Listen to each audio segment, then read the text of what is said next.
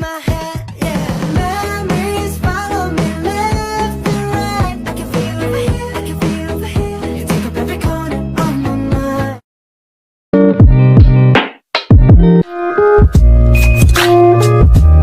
Assalamualaikum warahmatullahi wabarakatuh. Hai guys. Kami dari kelompok UAS Manajemen Sumber Daya Manusia. Jadi kita mau ngapain nih guys hari ini? Di sini kita mau podcast kecil-kecilan nih untuk mengetahui apa sih itu tunjangan non finansial. Tapi sebelumnya kayaknya kita perkenalan dulu deh. Boleh. Dari sebelah kanan saya dulu ya. Halo, nama aku Tanti Wadawati dari jurusan Manajemen. Halo, nama aku Jihan Ananda Cakalia dari jurusan D3 Manajemen Administrasi. Halo, nama aku Yataya Hamna dari jurusan D3 Manajemen Administrasi. Halo, aku Isani Sakalagini dari jurusan S1 Manajemen. Jadi guys, sebelumnya itu kita itu udah bikin makalah kan masing-masing. Iya. Nah, kita ini bakal sedikit nge-review apa sih yang kita ketahui tentang tunjangan non finansial. Masih pada ingat gak sih? Ingat Ingat sih. kan? Ya. Mungkin bisa ditanya dulu deh dari teman saya, silakan. Jadi ya guys, apa sih konsep dari tunjangan finansial itu dia? Jadi konsep tunjangan non finansial itu yaitu tambahan yang diberikan berdasarkan kebijakan perusahaan kepada seluruh karyawan dalam usaha-perusahaan kepada seluruh karyawan dalam usaha untuk meningkatkan kesejahteraan karyawan.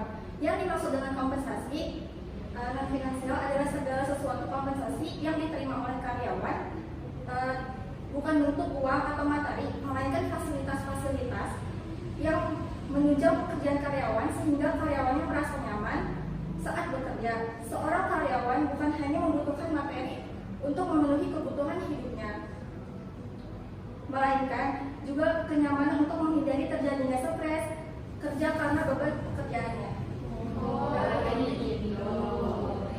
Oke, next. Untuk pertanyaan kedua, bagaimana tujuan pemberian tunjangan non finansial? Jadi tujuannya dari tunjangan non finansial itu ada beberapa, cuman kita ini bahas 4 ya guys. Yang pertama itu untuk menambah motivasi karyawan, yang kedua untuk menjaga kerjasama antara karyawan dengan perusahaan, yang ketiga untuk memperpanjang umur pekerja dengan perusahaan, yang keempat untuk menambah disiplin para pekerja. Oh, berarti tujuan-tujuan dari tunjangan non finansial itu sebenarnya banyak ya. Cuman kita ambilnya aja. Oke, next. Nah, pasti kan tunjangan non finansial kan punya contoh ya. Nah, ini buat Irma nih. Contoh tunjangan non finansial itu apa aja sih?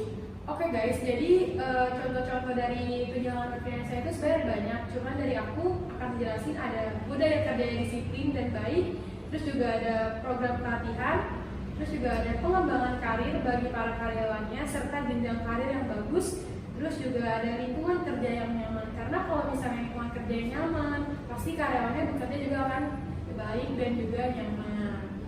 Oke, Isnai, menurut kamu nih, kenapa kompensasi atau tunjangan non finansial itu sangat berdampak terhadap kinerja karyawan? Menurut aku ya, kenapa kompensasi atau tunjangan non finansial itu sangat berpengaruh besar pada kinerja karyawan itu?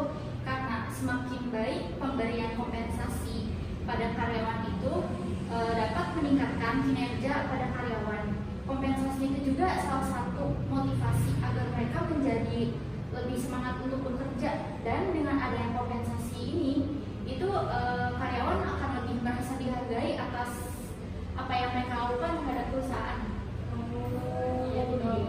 Iya. Berarti tunjangan non finansial ini guys sangat berpengaruh positif baik bagi karyawan maupun perusahaan.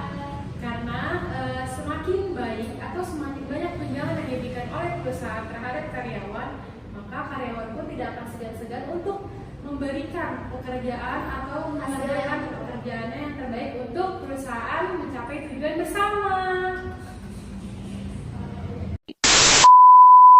Sebenarnya itu aja nggak sih pembahasan kita hari ini? Ya, jadi buat kalian yang masih kepo dengan tunjangan non finansial, langsung cek aja ya di Google. Jangan lupa belajar sedikit demi sedikit. Sekian dari kami, kurang lebih maaf. Assalamualaikum warahmatullahi wabarakatuh.